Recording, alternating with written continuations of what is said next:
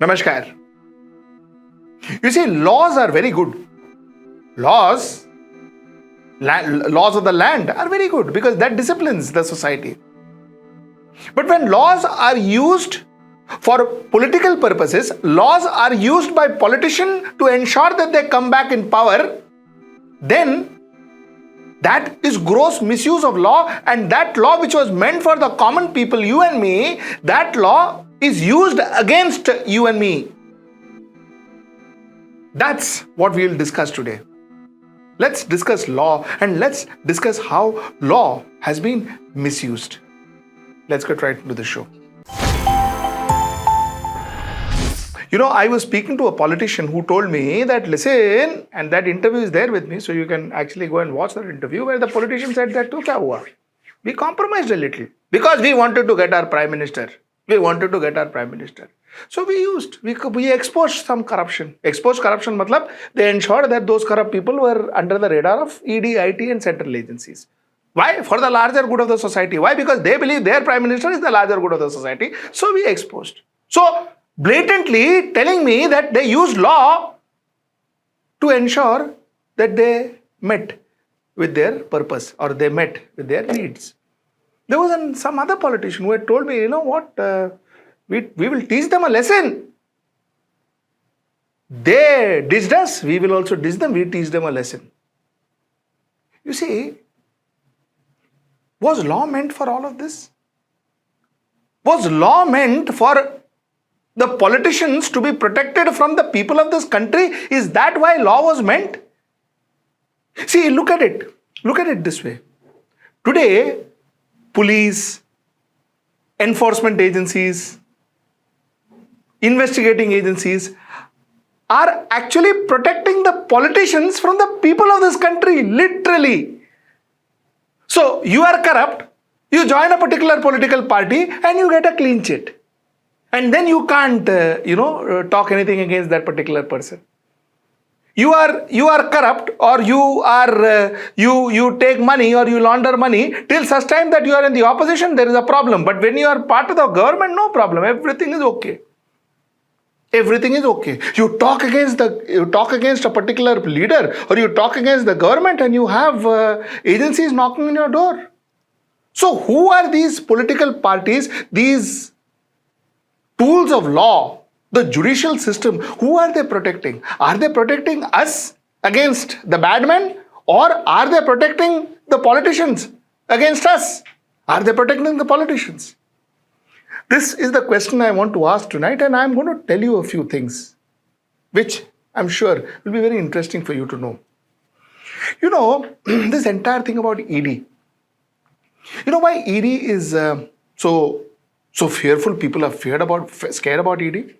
You see, ED is an investigating body that doesn't come under CRPC. They have no police powers. But the fact that they have no police powers ensures that it is very difficult for you to get a bail. The fact that they have no police powers makes it imperative for you to prove that you are innocent. They don't have to prove that you are guilty. You have to prove that you are innocent. What you say in the investigation can be taken against you in the court of law. So even if it is coerced, can be taken against you in the court of law because you said it and you signed. Why? Because they don't come under CRPC. But let me tell you why ED was formulated. What was ED? What was ED supposed to do? ED was supposed to handle PMLA, Prevention of Money Laundering Act. This is what ED was supposed to do. In fact, it all started in 1989 when the Financial Action Task Force, FATF, was created to coordinate anti-money laundering efforts across the world. And as a member, it was incumbent upon India to do its bit. So since India is part of the United Nations, it was mandated that we create this task force. We created this act called PMLA. Now, what does PMLA do? PMLA ensures that we gun after terrorists. We gun after money that is being poured into terror act. We gun after money that is poured into underworld. That is where we have to, that is what ED was essentially supposed to look after.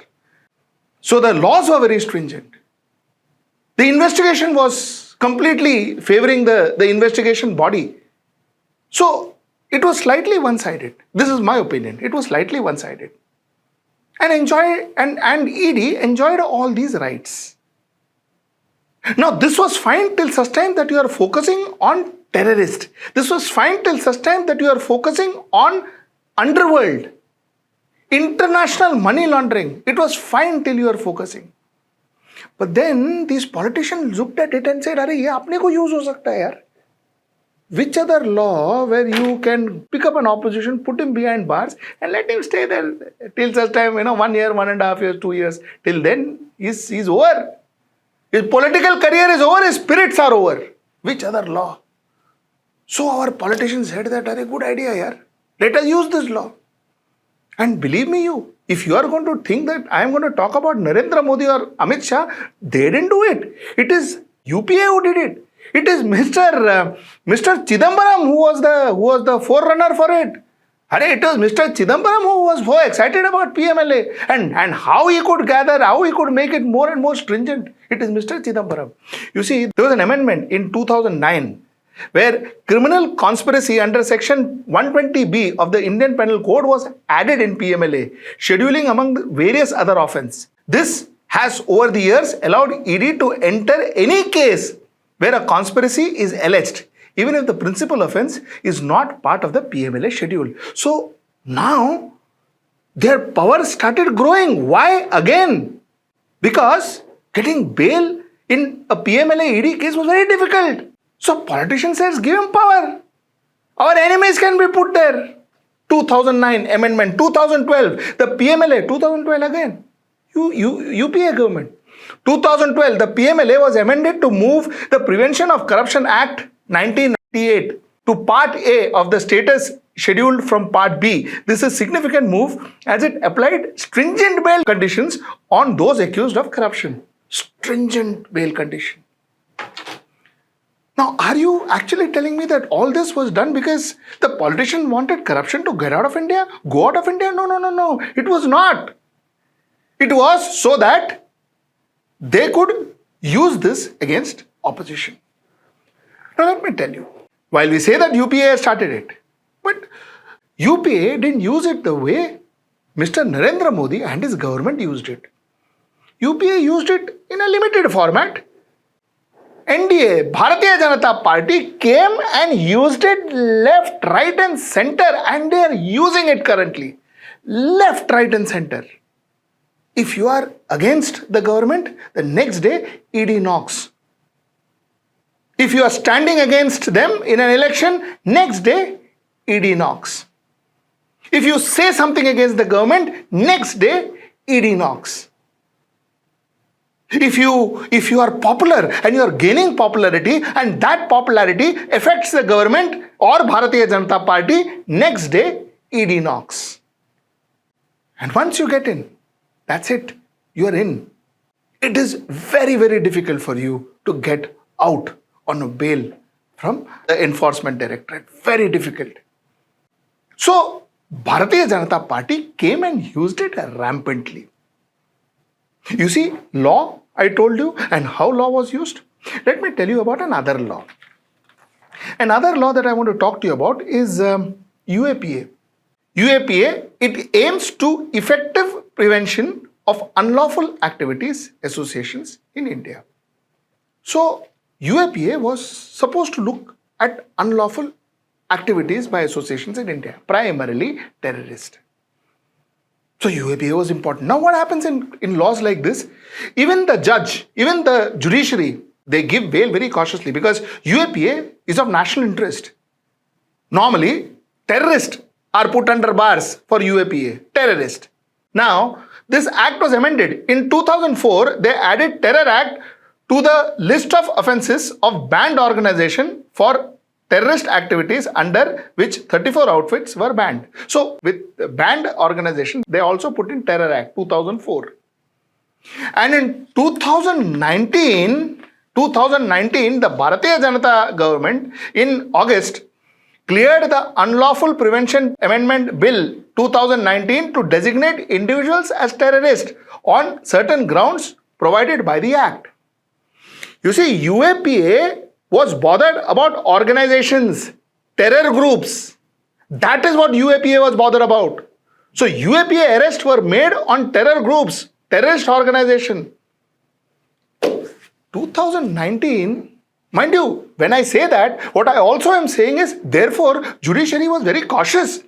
When a UAPA comes in front of them, they were very cautious because ultimately the judiciary was judging a terror group, a terror organization, a group that was fighting against our country. That is how a judge would view it. So obviously, everything around it was very strict. Okay. Now what, 2019, what did the BJP government do? BJP government amended it and said that, Baba, kai ka terror? If one person also can be terrorist, he doesn't need to belong, he or she doesn't need to belong to an organization and all. One person, if we say this man is terrorist, khatam, he comes under UAPA. So what happens?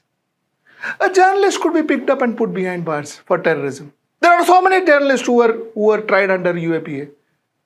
Umar Khalid is being tried under UAPA. Prabir Purkayastha, who I will come to, NewsClick, was tried under UAPA. So one particular individual, one single individual can be picked up and tried under UAPA, which was not possible before. Before, they had to prove that you are associated with a banned group, you are associated with a terror group. Then you would come under UAPA. Abhi, you pick up any individual and say, ye aadmi, mere ko lagta problem hai, this man was problem, so he is terrorist. So he comes under UAPA. End of story. Who do you think it will be used against?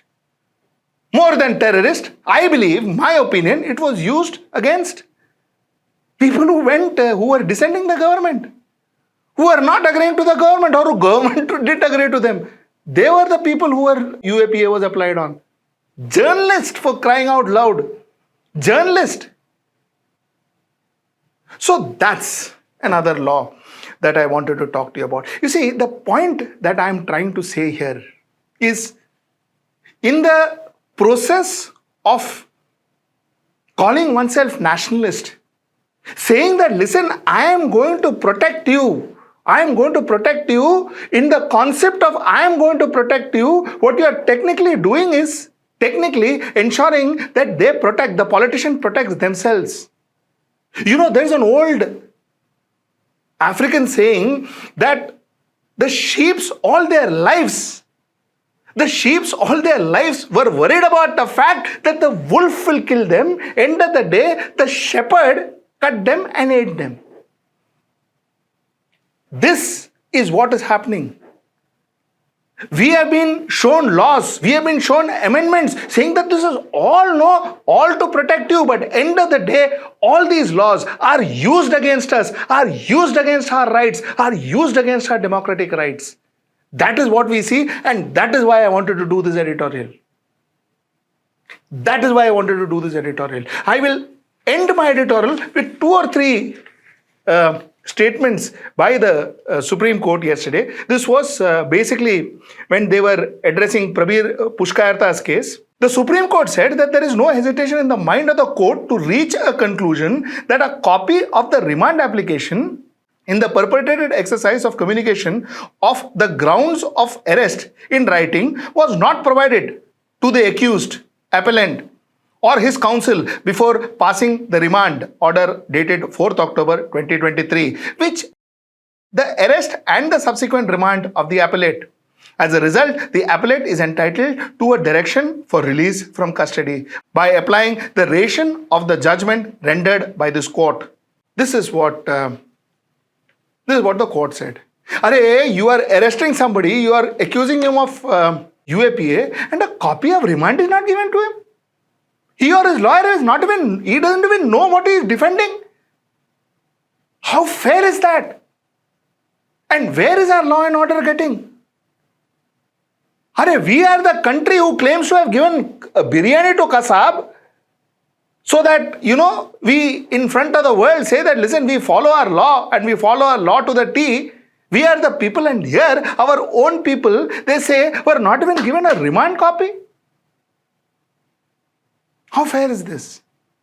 How fair is this? You decide. You decide when we talk about democracy, when we talk about anarchy, when you hear a lot about dictatorship, when you hear a lot about authoritative regime, you decide, where are we headed to? You have the power to change it. You have the power to ask questions. You have the power to stop it. Exercise that power. Vote. Go out there, vote. That's the only contribution you can make to the future of this country. And I say this with folded hands to you. This is the only contribution we as citizens can make for the future of this country. Do not neglect it. Till I see you next time, that's tomorrow at 10 o'clock. Namaskar. Stay ahead with our cutting-edge news app. Instantly access the latest shorts in just 1 minute and breaking news in just 50 words. Download now for a smarter, faster news experience.